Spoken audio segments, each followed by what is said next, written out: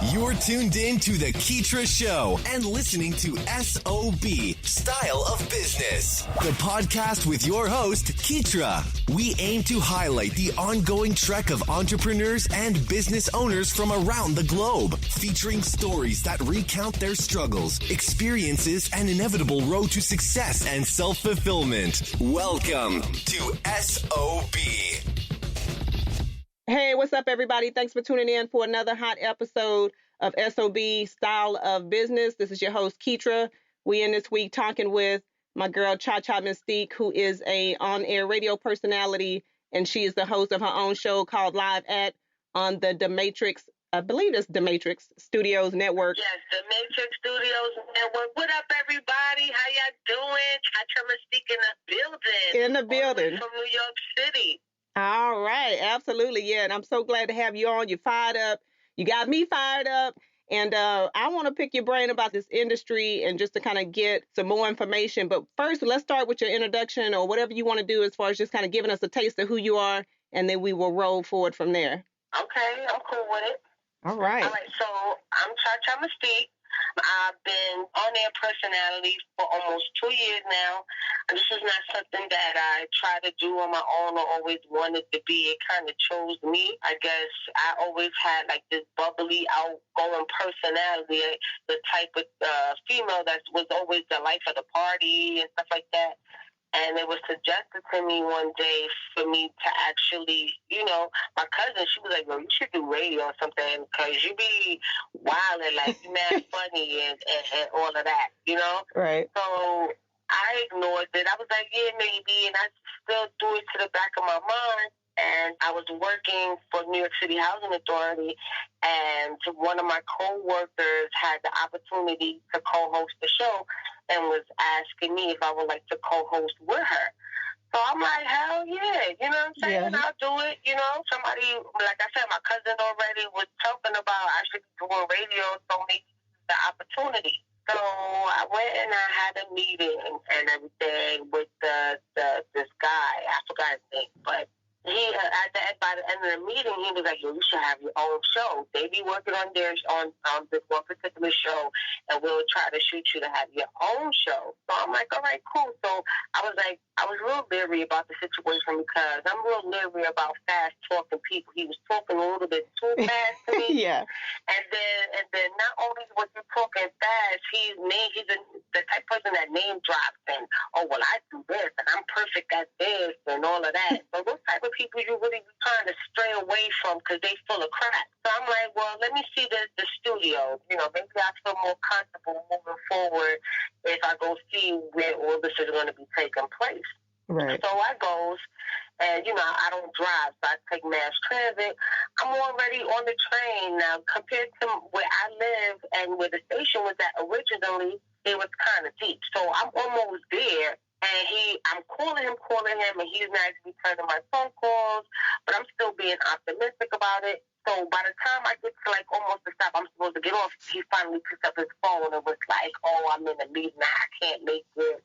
I had an emergency somewhere else." I'm like, well, I'm already all the way over here. Yeah. So I was like, you know what? I'm only going to look at the station anyway. So, it's not like we're going to be having a big meeting about anything. So I could go take a look. I don't need all these people for that. So I go, and and it was nice. At first I was going to walk away, but then I didn't. I walked out the studio, and then I had the bubble gut.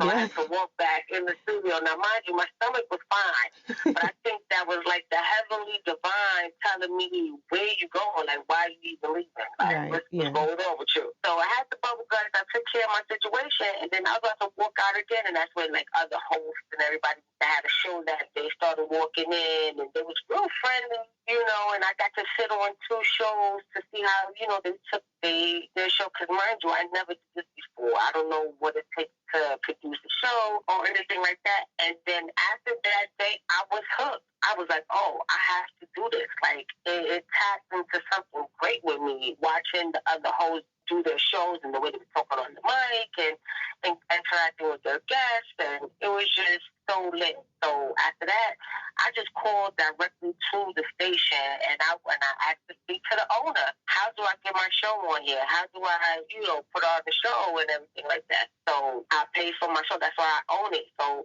I signed the contract, and I paid the fee it takes for me to do a monthly show, and the rest is history. As soon as I signed that dotted line, I was on the phone with everybody that I possibly knew that was either doing something successfully, was an artist, and I was booked within 2 months before my first show started.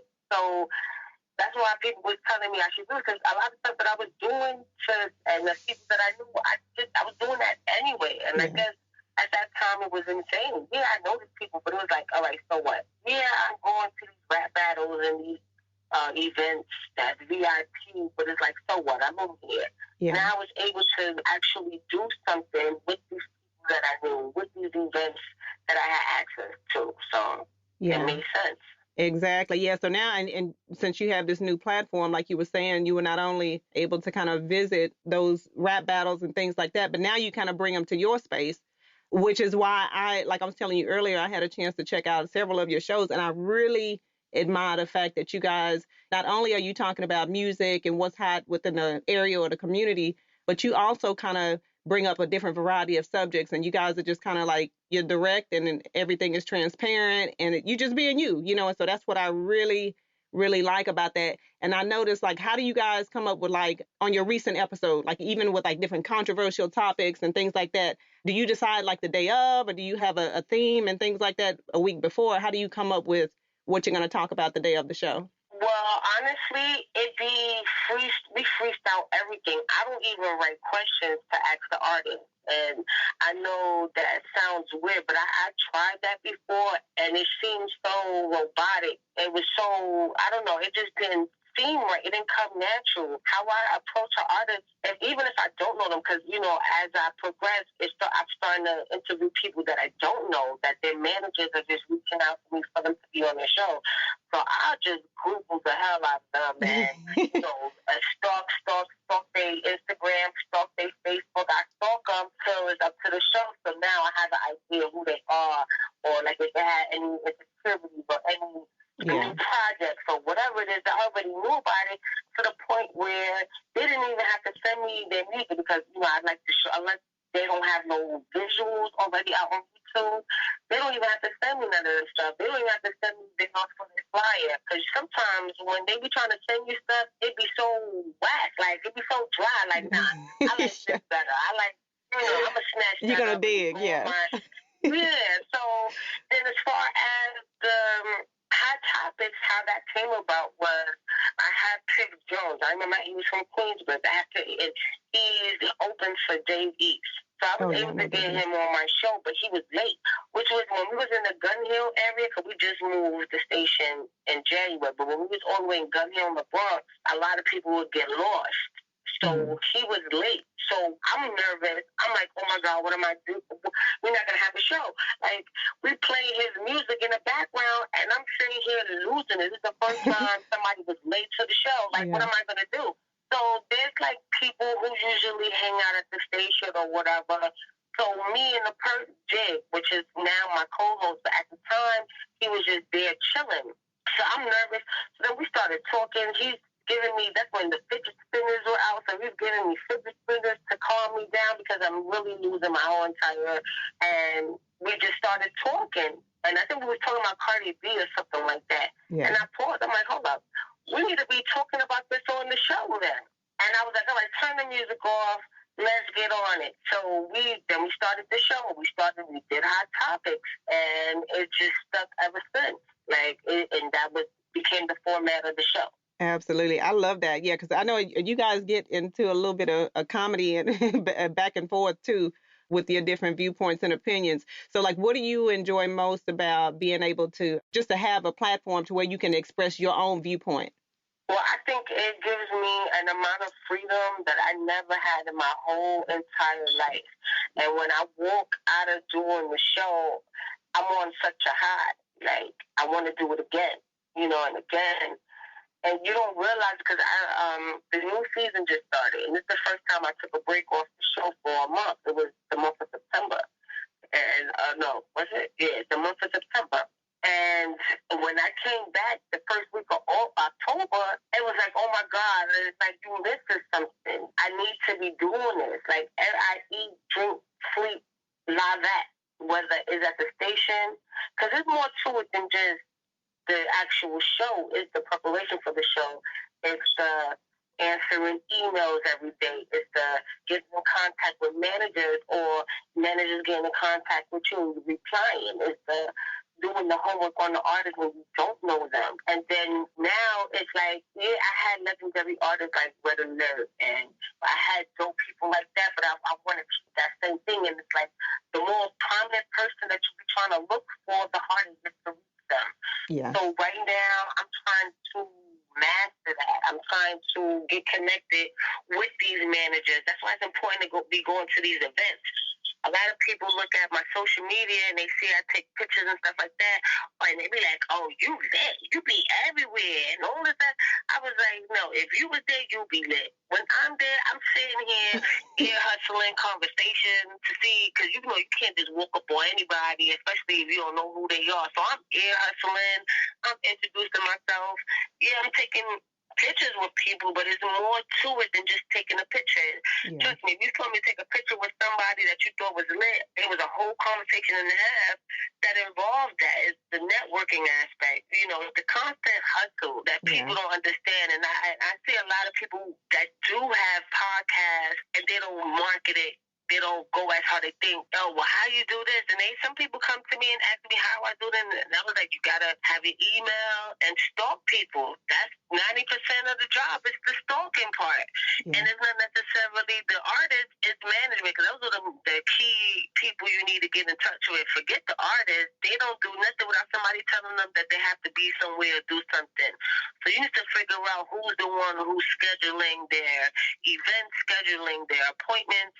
Those are the people, the behind-the-scenes people, and they be just as tight-wadded with their access, even more exclusive than the artists themselves sometimes.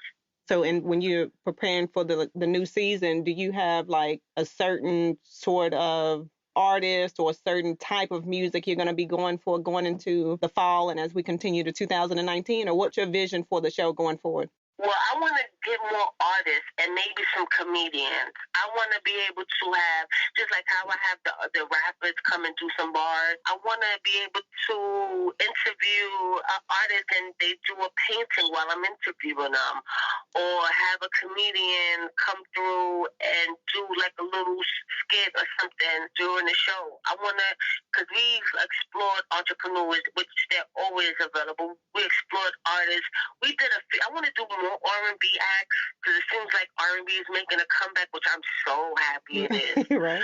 But I love the fact that R&B is coming back so great. Everybody want to do R&B now, and I think that's so cool. So I think that moving forward, I want to get more R&B acts to come and sing, because I did some freestyles with R&B artists, a little bit of R&B artists that I did have, where they had to just come and, do a few riffs over a hardcore beat. So I just want to bring more elements, more different artistry elements to the show. I was able to, and more musicians who play instruments. I was only able to have like one real Joe. His name was Christopher Swift. Shout out to Christopher Swift. And that was like one of my favorite shows that I ever done, because he plays guitar, he raps, and he's an artist. He does he paints and he does like graphic design art type stuff. And the whole show was jam-packed. And if you get a chance, please, when you go to my YouTube, please check that out, Christopher Swift. And he had me singing Fuji's Killing Me Softly through beatbox. And then he did his song with his guitar. And it was just so jam-packed of different levels of and different genres of music. it became a classic show. So I want violinists, I want some pianists, I want other people that contribute to the world of entertainment and music to come out and show their stuff. A lot of radio shows don't showcase those type of talents. You know, we're too busy into the rappers and maybe the singers, and the singers don't even get that much love like how rappers do. So I just want to bring something different. I met a few artists. Smokey Suarez, I got to meet him. If you don't know who he is, he was on Paper Soldiers, Dame Dash movie. He did a few other movies. He did the other Dame Dash, the new one that just came out. I forgot the name of it right now, but Honor Up. And he has a residency in Harlem. I'm from Harlem. I live in Harlem. And he has a residency in one of these nightclubs in Harlem. And he is so funny. And I got to meet him at Yvette not too long ago. God bless his head, Zip Code.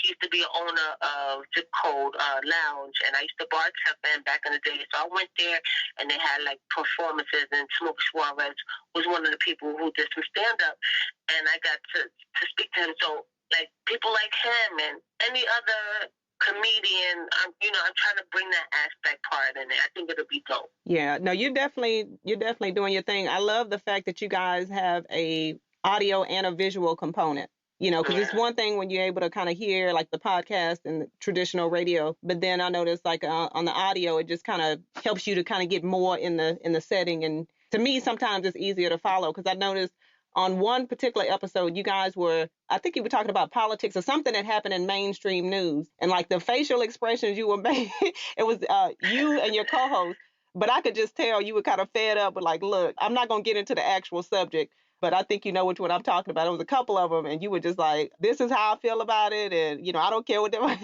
anybody says, it's what it is.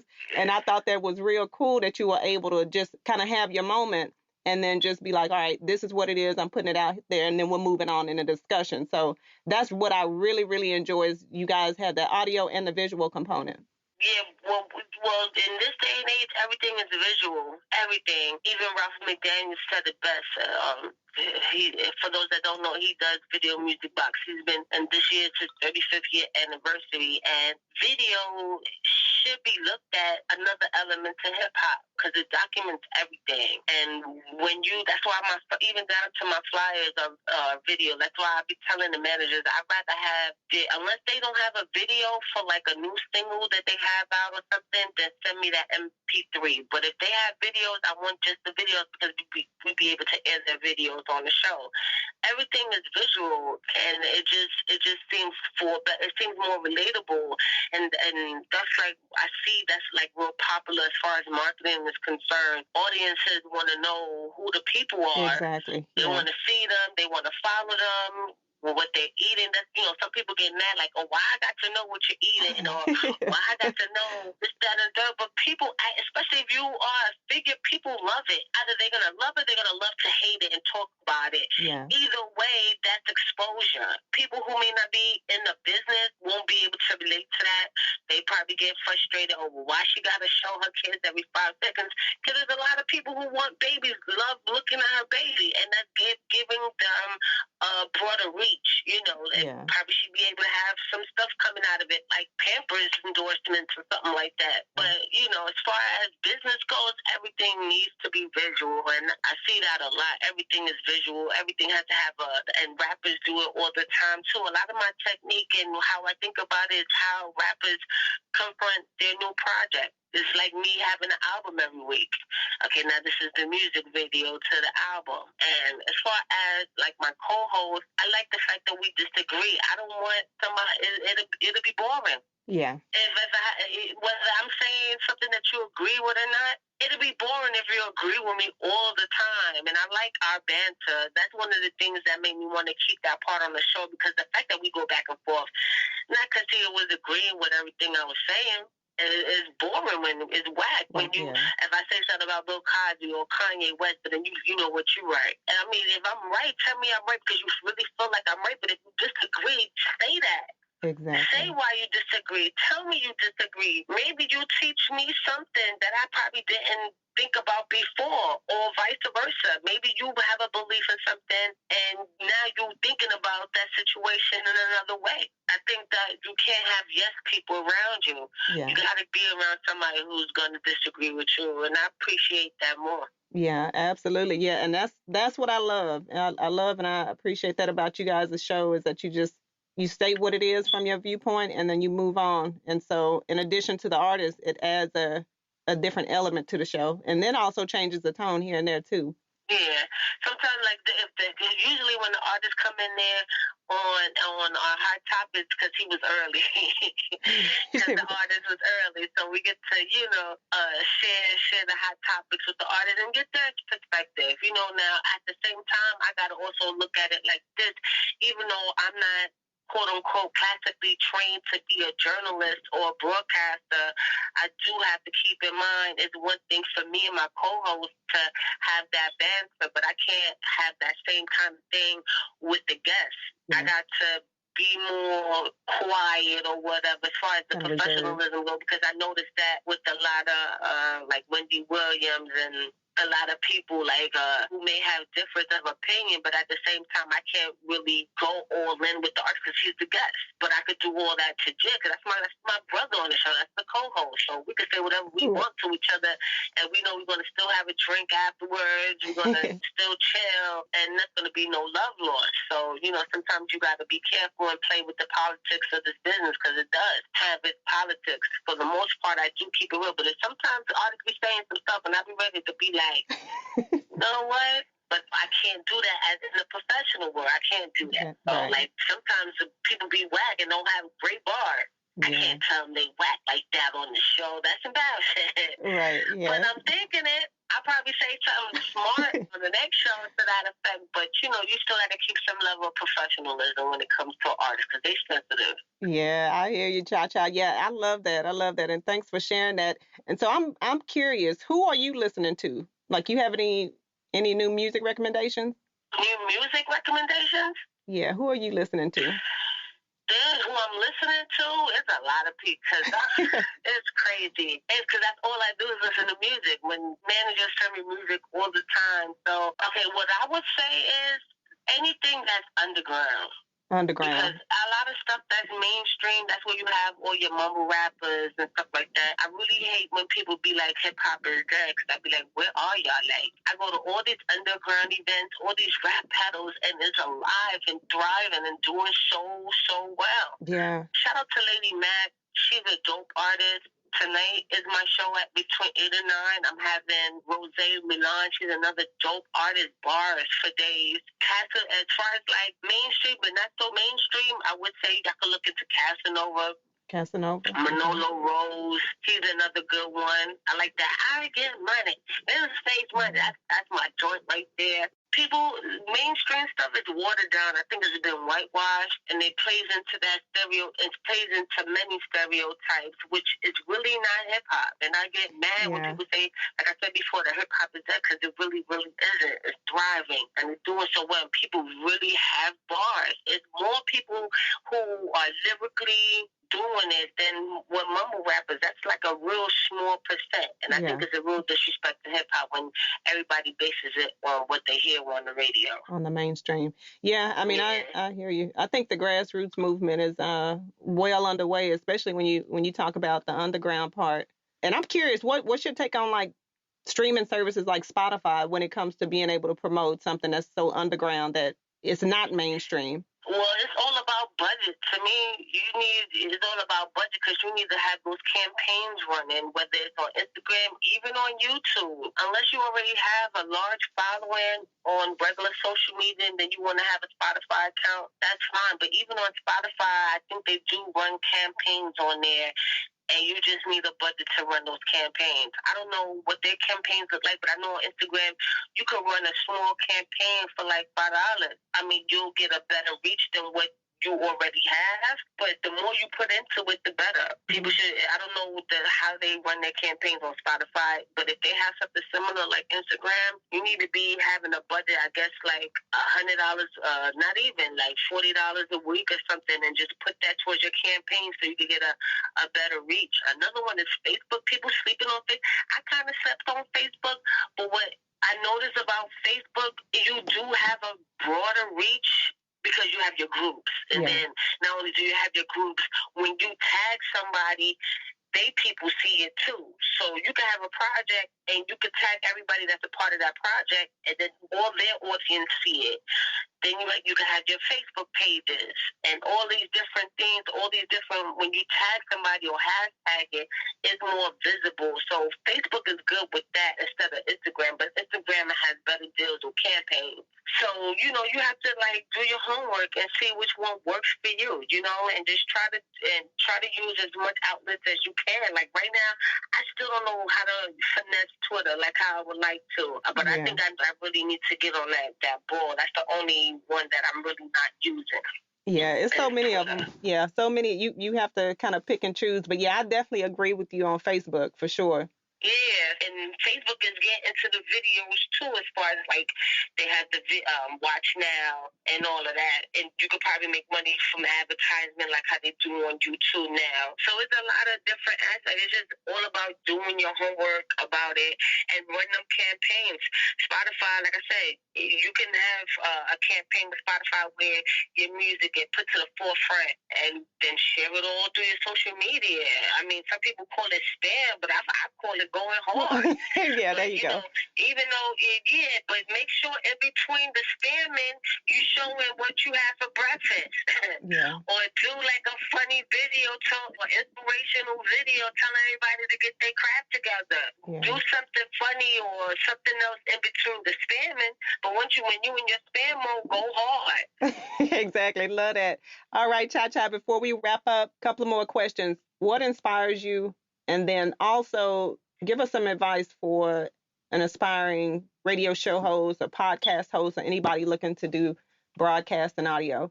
Well, what inspires me is the fact that I know what it is to be broke and not knowing what I want to do or whatever, and having to raise 4 sons. I'm a mother of 4 sons. So I've done a lot of crazy things and good things, but I never seen my kids more prouder than me because I took them to the station before and they lit up. They was finally was proud of something that I was doing. And what also inspires me, too, when I see BET or CNN or VH1 and they be having hosts that's mad dry. And I be like, I could do that. Like, why they don't, Right. I need to be up there. This reunion or whatever is mad boring. Like, I don't like the way she holds or I don't like the way he holds. I need to go hard so I could be there. I could see myself there. So shout out to everybody who's on those major networks that's really doing it. Y'all do inspire me to even go harder because y'all be dry as hell sometimes. But anyway, and to the up-and-coming podcasters, I know there's a saying now that, everybody and their mother got a podcast or whatever it is. But everybody and their mother ain't you. Yeah. And maybe you got something, element or know-how or whatever that could change the game dramatically, and just keep going for it. If you wake up every day and you don't think of nothing else to do but answer them emails or do everything that's pertaining to your show, then that's what you're supposed to be doing. And don't let nobody else take you away from that. Perfect. I love that. And that's why I always say, love what you're doing, love the show. Cha Cha, before we wrap up, let us know where we can find you online, where we can get more information and be able to check out your show live at. Yeah, so I'm Cha Cha Mystique. On Instagram is CHA_Mystique. And you can catch me every Wednesday, 8 to 9 p.m. You catch me tonight, TheMatrixStudios.com. TheMatrix Studios, DAMATRIX Studios, STUDIOS.com. And it airs live, and then And you could go to my YouTube, look at Cha Cha Mystique, and the same spelling without the underscore. You could catch up on, you could binge watch my interviews and wait to the new ones. Or you go to my Instagram, click the link in bio. I'm on Facebook as well. Just put Cha Cha Mystique in the search bar, and you'll find me. And yeah, hit me up, holla at me. All you artists out there looking for some exposure or need an interview, come holla at me. I got it for you. We're going to make big things happen, and I want to thank you for having me on your show. This was so great, and I love talking to you about it, and I hope I could be able to do it again somehow. Absolutely, Cha. Yeah, we'll definitely be pulling for you and look forward to having you back on. So you enjoy your day, and we'll talk to you soon. All right, bye, y'all.